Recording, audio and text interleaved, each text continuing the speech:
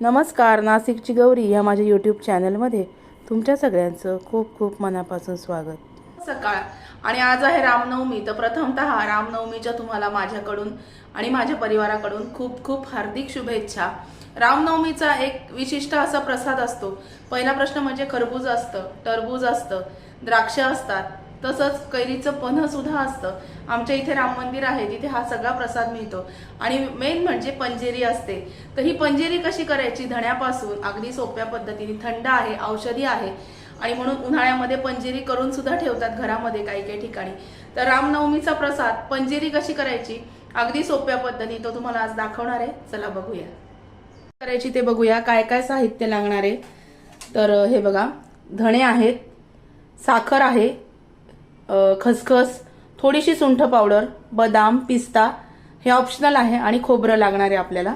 सगळं अंदाजाने घ्यायचं। धणे जेवढे आहेत त्याच्यापेक्षा अंदाजाने साखर, खसखस 1 चमचा, सुंठ सुद्धा अर्धा चमचा, बदाम, पिस्ता अंदाजाने आणि खोबरं अर्धी वाटी, हे एवढं साहित्य लागणार आहे।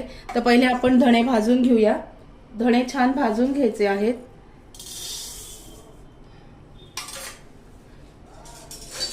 हे धणे भाजून घेऊया आणि तूप वगैरे मी काही घालत नाही। बरेच लोक तूप घालून धणे पावडर वगैरे भाजतात, मी तूप वगैरे काही घालत नाही, अशी कोरडीच पंजेरी करते। बेदाणे असतील तर तुम्ही बेदाणे पण घालू शकता। आता हे छान भाजून घेऊया। हे धणे छान मस्तपैकी तांबूस रंगावरती भाजून घ्यायचे आहेत आपल्याला। खूप जास्त धणे काळे असे जास्त चॉकलेटी भाजायचे नाही, काय होतं चव बदलते त्याची, म्हणून थोडेसे हलके धणे भाजून घ्यायचे। धणे भाजायला काहीच वेळ लागत नाही, पटकन भाजले जातात। हे बघा, धण्यांचा रंग सुद्धा थोडासा बदललाय। हे धणे भाजून झालेत। गॅस बारीक करते मी, धणे खाली काढून घेते। कढई तापलेली आहे, खोबरं पण पटकन भाजलं जाईल। खोबरं सुद्धा अगदी काळं भाजायचं नाही, हलकं भाजायचं, जेणेकरून ते फक्त खमंग व्हायला पाहिजे एवढंच खोबरं भाजायचं। खोबरं घेतलेलं आहे, भाजलं पण गेलंय छान। हे मी आता काढून घेते। आता 1 चमचाभर मी खसखस घेतलेली आहे, ही खसखस भाजून घ्यायची। तीळ जसे वाजतात ना तडतड, तशी खसखस पण पटकन भाजली जाते।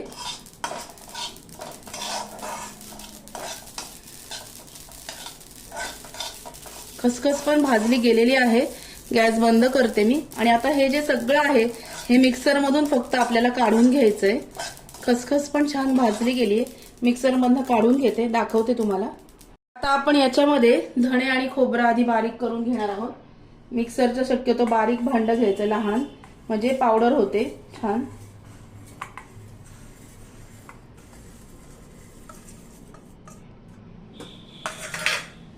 हे बघा, हे धणे आणि खोबरं मिक्सर मधून बारीक करून घेऊया। हे बघा, मिक्सर मधून धणे आणि खोबरं मी असं काढून घेतलंय बारीक। हे आपण आता याच्यामध्ये घालूया। हे घातल्यानंतर आपण आता साखर दळून घेणार आहोत। साखर,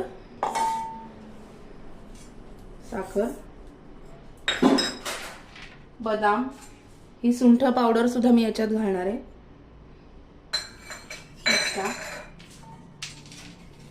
हे बघा, हे सगळं याच्यामध्ये बारीक करून घेते आणि मग बोलते तुमच्याशी परत। आणि खसखस पण आपली राहिली घालायची, ही खसखस।